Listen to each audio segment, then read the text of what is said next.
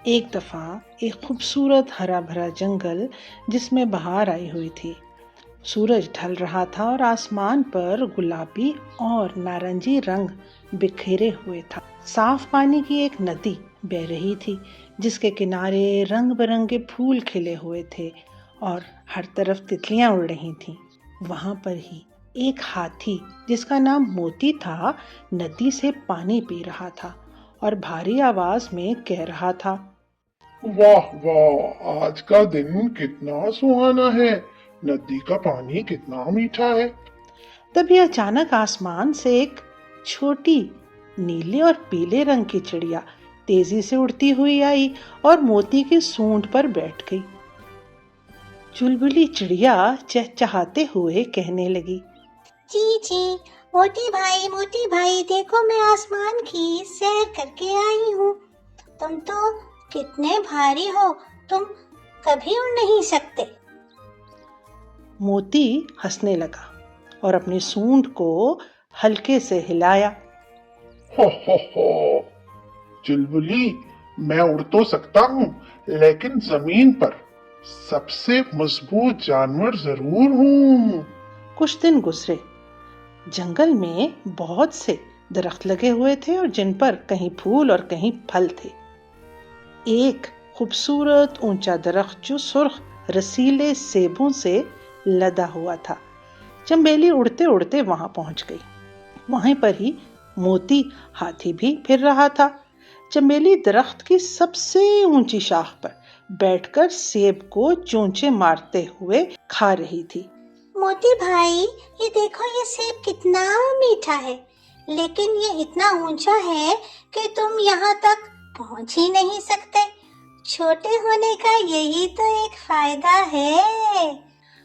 मोती नीचे खड़ा होकर मुस्कुराता रहा और फिर कहने लगा, बिल्कुल सही कहा तुमने चमेली, अल्लाह ने सबको अलग और खास बनाया है।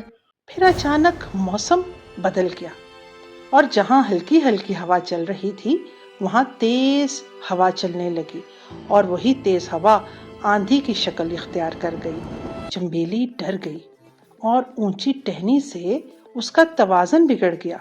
वो टहनी से गिरती हुई नीचे आने लगी। बचाओ बचाओ मोती, मैं गिर रही हूँ। मोती ने फुर्ती से अपनी सूंड आगे बढ़ाई और चुलबुली को जमीन पर गिरने से पहले ही अपनी सूंड पर संभाल लिया। चुलबुली की तो जान में जान आई। चुलबुली बहुत परेशान थी, अभी तक हैरान थी कि ये क्या हो गया, लेकिन फिर भी उसे एहसास हो गया था कि उसका जो पक्का दोस्त है वो मोती उसकी हर मुश्किल में काम आने वाला है और छोटा बड़ा शायद कुछ नहीं होता। उसने मोती का शुक्रिया अदा किया और कहने लगी, शुक्रिया मोती भाई, अगर तुम ऐसे ही मजबूत सूंड से मुझे ना पकड़ते तो मुझे बहुत चोट लगती। दोस्त दोस्त के काम ना आए तो वो दोस्त कैसा। थोड़े दिन गुजरे तो उन दोनों की मुलाकात फिर एक जगह पे हुई, जंगल में खूबसूरत जगह पे, जहाँ पे चारों तरफ दरख्त ही दरख्त थे और फूल ही फूल थे। मौसम ठीक हो चुका था। उन दोनों ने एक जगह चलना शुरू किया। रास्ता बड़ा खूबसूरत था, लेकिन चलते चलते उनका गुजर झाड़ियों के करीब से हुआ।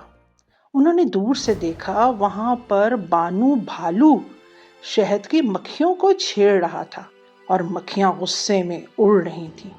अचानक मोती ने जैसे ही उधर देखा तो बोला, ओहो चमेली, आगे मत जाओ, वो देखो गुस्से में भरी मक्खियां बानू भालू के पीछे भाग रही हैं और वो हमारी तरफ ही आ रही हैं। मक्खियों का एक बड़ा झुंड मोती की तरफ आ रहा था। मोती बड़ा जानवर था, इसलिए वो छुप नहीं सकता था। मोती भाई, तुम घबराओ नहीं, मैं भी कुछ करती हूँ।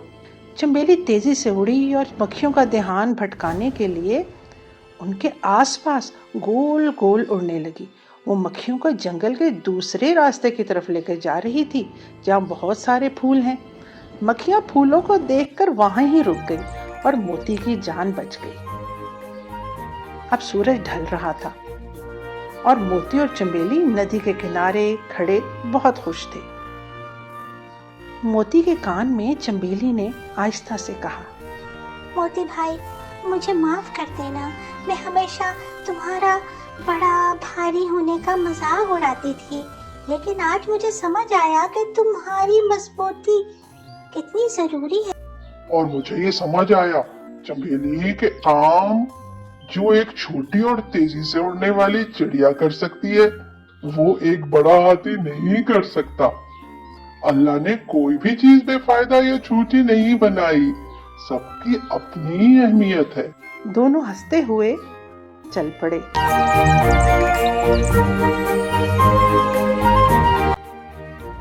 जी बच्चों, कहानी कैसी लगी? ऐसी अच्छी कहानियाँ सुनना चाहते हैं तो फिर इस चैनल को सब्सक्राइब कर लीजिए और बेल आइकन के बटन को भी दबा दीजिए ताकि आने वाली हर कहानी आपको फौरन मिल जाए। जल्दी अच्छी कहानियाँ लेके और दिलचस्प कहानियाँ लेके फिर हाजिर होंगी। तब तक के लिए खुदा हाफिज।